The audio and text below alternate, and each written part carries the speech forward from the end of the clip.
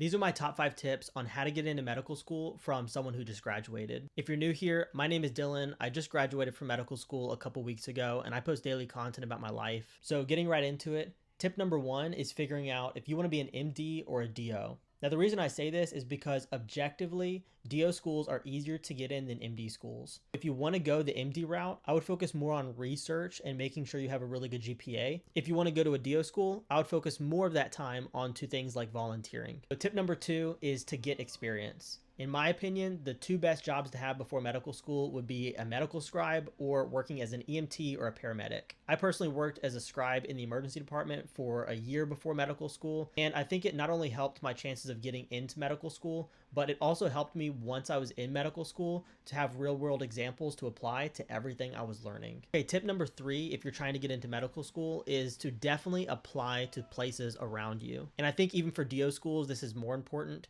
but if you apply to the places around you, in my experience, most medical schools want students who are going to stay in the area. And the best way for them to know they're going to stay in the area is if they're from the area. Tip number 4, and I think this is one of the most important tips, is apply the day the cycle opens. Almost all medical schools have what's called a rolling admission, which means as soon as you apply, that's where you get put in the list. And when they want to look at applications, they're going to look at it in that order. So even though someone might have a perfect MCAT score and a 4.0 GPA, they're not going to get seen if they apply later than someone else. So it's only to your benefit to apply the day the window opens. And tip number 5 is focusing on your science GPA.